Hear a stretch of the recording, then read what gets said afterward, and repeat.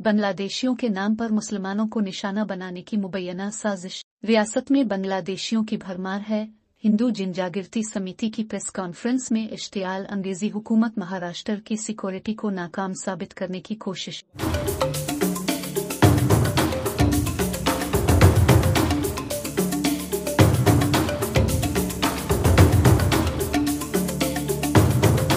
देशी घुसखोर ही समस्या आपल्या राष्ट्राच्या दृष्टिकोनातून भयंकर आहे।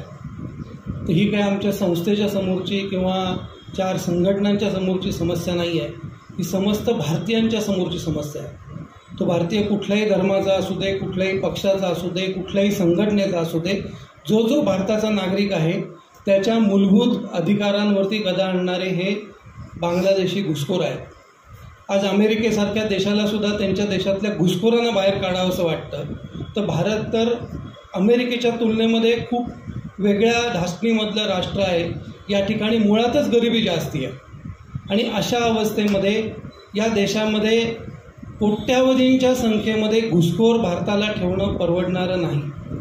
त्यामुळे माझं आपल्या सर्व पत्रकारांना आवाहन आहे की ह्या बातमीला तुम्ही अधिकाधिक प्रसिद्धी द्या, कारण हा आपल्या सर्वांचा, आपल्या राष्ट्राचा विषय आहे की या देशामधला प्रत्येक घुसखोर तो बाहेर काढणं आपल्या सगळ्यांचं कर्तव्य आहे।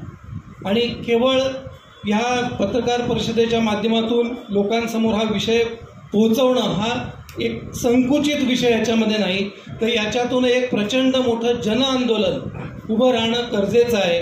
कारण या घुसखोरांना जर बाहेर काढायचं असेल तर केवळ सरकारी यंत्रणा पुरेशा नाही आहेत। या देशातल्या प्रत्येक नागरिकाला वाटलं पाहिजे की माझ्या शेजारी जर घुसखोर राहत असेल, माझ्या कुठे माहितीतला व्यापारी जर घुसखोर असेल तर त्याची माहिती मी सरकारला देणं हे माझं राष्ट्रीय कर्तव्य आहे। आणि याच्यासाठी म्हणून आजच्या पत्रकार परिषद आहे की येणाऱ्या कालावधीमध्ये या विषयाला एक जनआंदोलनाचं स्वरूप देण्याचं काम हिंदू जनजागृती समितीच्या माध्यमातून सर्व संघटना एकत्रित येऊन करतील। यासाठी विशेष करून मुंबईमध्ये, कारण मुंबईमध्ये आम्ही बघतोय की या बांगलादेशी घुसखोरांचं प्रमाण प्रचंड मोठ्या प्रमाणात आहे। म्हणजे आकडेवारीमध्ये सांगायचं तर विविध लोकांचे विविध आकडे आहेत, आकड्यांवरनं कदाचित वाद निर्माण होतील, पण साधारणतः सगळ्यांचं म्हणणं आहे की या 13 कोटी लोकसंख्येच्या महाराष्ट्रामध्ये 80 लाख ते 1 कोटी बांगलादेशी घुसखोर राहत आहेत। इतकं भयंकर प्रमाण या महाराष्ट्रामध्ये आहे।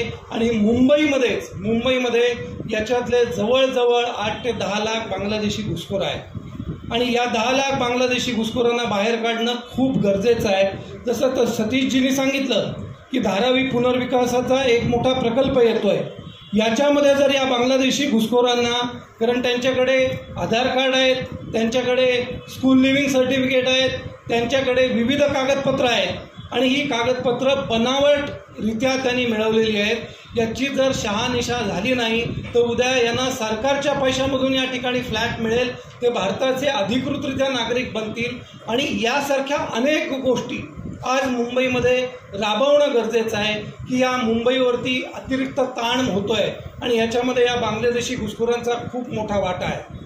लक्षात घ्या की आज महाराष्ट्राच्या समोर बेरोजगारीची किंवा देशामध्ये आपण वारंवार म्हणतोय की बेरोजगारी वाढते आणि ती रोजगार मिळवला पाहिजे, तर या लोकांनी आमच्या युवकांचा रोजगार हिसकावलेला आहे। ही पण गोष्ट लक्षात घ्या। 1 रुपयाचा टॅक्स बांगलादेशी घुसखोर भारतामध्ये भरत नाहीत। इथे मिळवलेला सगळा पैसा ते आपल्या देशामध्ये पाठवत आहेत आणि भारताच्या अर्थव्यवस्थेवरती त्याचा अतिरिक्त ताण निर्माण होतोय। या सगळ्या गंभीर समस्येचं रूपांतर एका 11 राक्षसामध्ये झालेला आहे, जो आपला देश गिळंकृत करेल। आणि या वेळेला आम्ही सगळेजण रस्त्यावरती उतरणार आहोत, तर आपल्या सर्व पत्रकारांची आम्हाला या प्रकरणामध्ये साथ अपेक्षित आहे।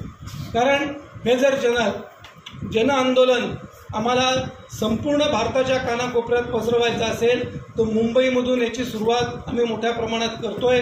याच्यासाठी विविध उपक्रम आम्ही हातामध्ये घेऊ।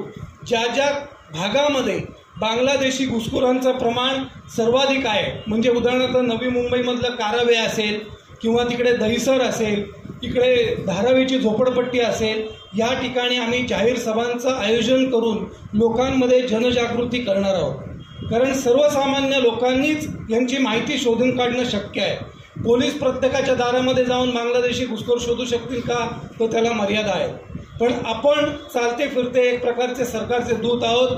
आपण या बांगलादेशी घुसखोरांना अनेक वेळेला बघत असतो, पण त्याकडे दुर्लक्ष केलं जातं. अनेक वेळेला आपण बघतो की घरामध्ये घरकाम करणारे कामगार बांगलादेशी आहेत.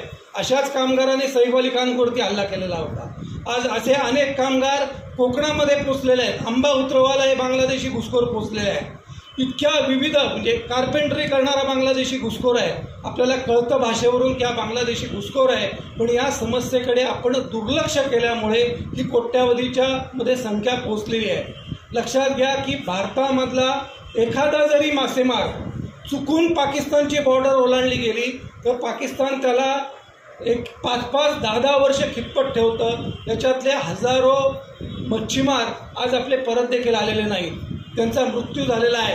तुरुंगामध्ये सडवून त्यांना पाकिस्तानने मारलेला आहे. पाकिस्तान इतकं सजग आहे. मग असं असताना आम्ही आमच्या देशामध्ये असे कोट्यावधी लोक जे आमच्या अर्थव्यवस्थेवरती ताण आहेत, आमच्या रोजगारावरती ताण आहेत, आमच्या मूलभूत अधिकारांवरती ताण आहेत, आज इथल्या या भूमीमध्ये येऊन विविध प्रकारचे क्राईम हे लोक करतायत. कारण आज आम्ही विविध ठिकाणी समस्या मांडतो. लव्ह जिहादची समस्या याच्यामध्ये अनेक वेळेला बांगलादेशी पकडले गेलेले आहेत. लँड जिहादची समस्या याच्यामध्ये अनेक वेळेला बांगलादेशी पकडले गेलेले आहेत. अनेक वेळेला जमिनी हडपवून त्याच्यावरती अनधिकृत बांधकामं करणं ह्याच्यामध्ये बांगलादेशी पकडले गेलेले आहेत. गौतस्कर अनेक वेळेला बांगलादेशी घुसखोर आहे. मंदिरांवरती आक्रमण करणारे पण बांगलादेशी घुसखोर आहेत. अनेक समस्यांच्या मुळाशी हे बांगलादेशी घुसखोर आहेत. कारण ह्यांना फिकीर करण्याची कुठलीच गोष्ट नाही आहे इतके. कारण क्राईम करत असताना भीती वाटण्यासाठी काय पाहिजे, तर इथे त्यांचं काहीच नाही आहे. त्यामुळे ते सहजरित्या क्राईम करतायत. अनेक वेळेला ते पळून जातात. आपल्या देशामध्ये इथे लुटलेले पैसे घेऊन जातात. पोलीस त्यांना पकडू शकत नाही. या सगळ्या समस्यांवरती सुदैवाने देशाचे माननीय गृहमंत्री अमित शाह साहेब यांनी ठोस भूमिका घेतलेली आहे.